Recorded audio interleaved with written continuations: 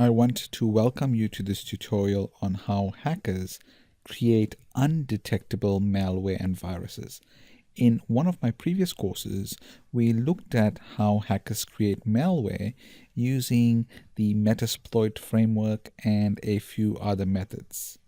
While this malware was somewhat undetectable by most virus scanners, it was detected by other scanners. So in this tutorial series, we'll be looking at how hackers create mostly undetectable malicious viruses or trojans, etc., using the Veil framework.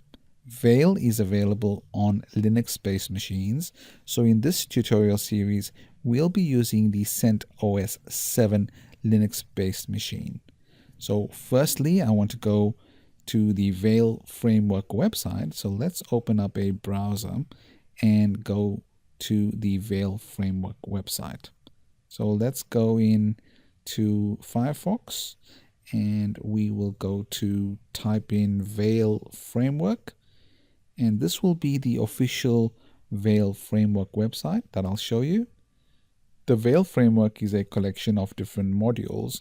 So let's go to the official website first, veil-framework.com, and let's have a look at the different modules that are available.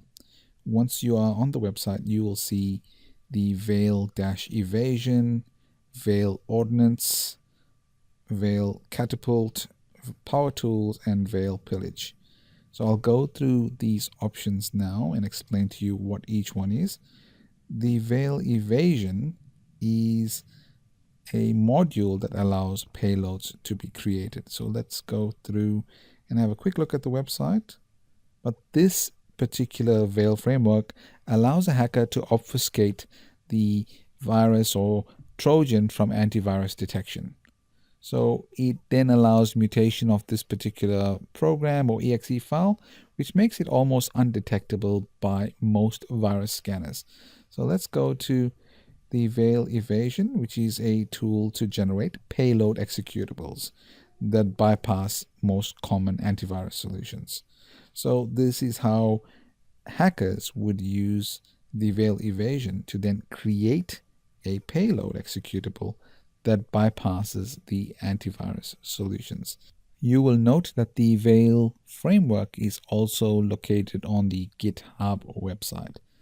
And Veil evasion is a part of a number of modules that we will be installing shortly. As you can see, this is just one part which allows payload executables to be created that will then be undetectable by most antivirus systems. Now there's Veil ordnance, which is a tool that can be used to quickly generate valid stager shellcode. Then we have the catapult system, which is a module that allows for the payload to be delivered. So it's a payload delivery tool that integrates with Veil evasion. I'll also talk about the Veil pillage module, which is the module that allows post-exploitation. So allows the user to then take control, or the hacker to take control of a victim's machine, basically allowing mostly admin rights to a Windows-based machine. We also have a section called Power Tools, which is basically a collection of PowerShell projects. But for now, we want to start with the installation of the Veil framework. So to do that, we need to go to our CentOS 7 machine, and then we want to log in using the SSH command using the root user. So let's go in and do that. We have an IP address here, which we will be using. So SSH 192 with the root user, 192.168.56.102. And that will allow us to log in as root.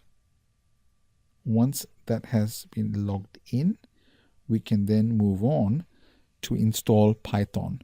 We will be using Python because Python has the program called pip, which will allow us to install different modules and allow us to create programs using Python. So let's type in the release, and you'll see here I'm using 7.2, CentOS Linux 7.2, and we have a 64-bit operating system as listed here. We now want to install the Python program because Python has a pip package manager which allows us to install packages quite easily by using pip. So to do that, we need to run the yum install command which will allow us to install Python. So to do that, the command for that is yum install Python. So let's type that now, which is yum install and then Python.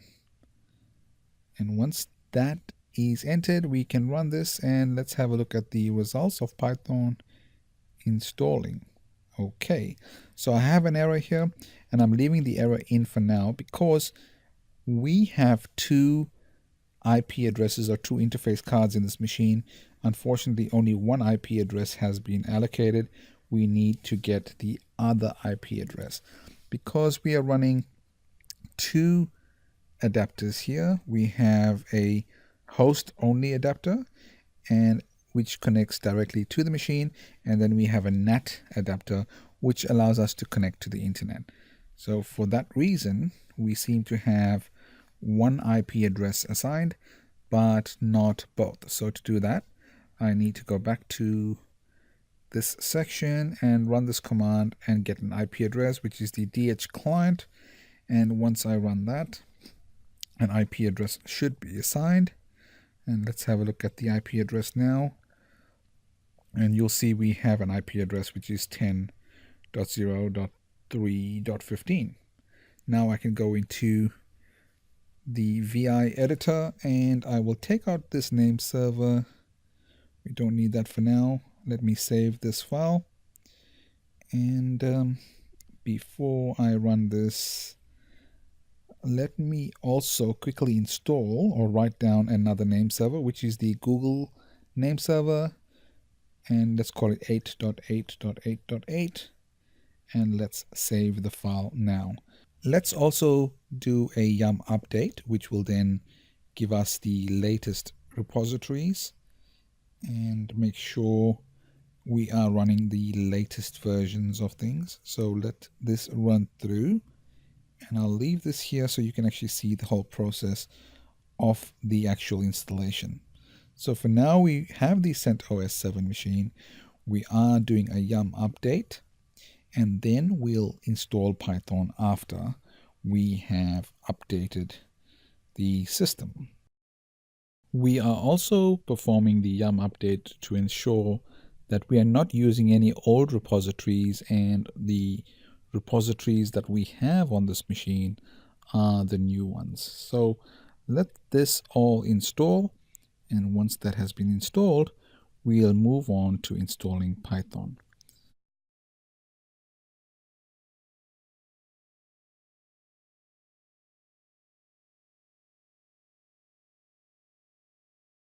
This process may take a while depending on firstly your internet connection and also the speed of your processor.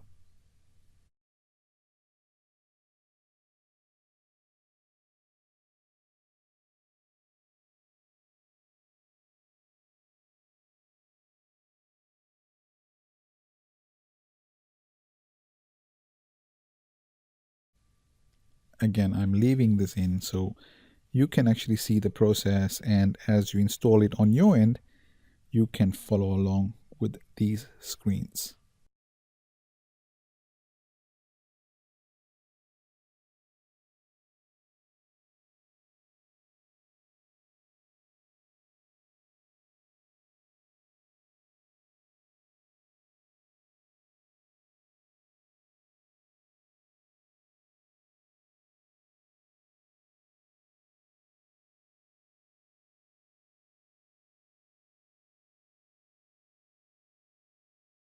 Now the yum update has downloaded all the files and it is going through the installation process. We'll just wait for the installation process to finish. And what I think I'll do in the next video is then show you how we install the modules required for Python. So let's just make sure this process works fine. Firstly, let the installation finish, and then it'll do a cleanup. And once the cleanup is complete, we'll end the video and then move on to installing the modules that are required. Again, this may take a little while because we hadn't done the update previously.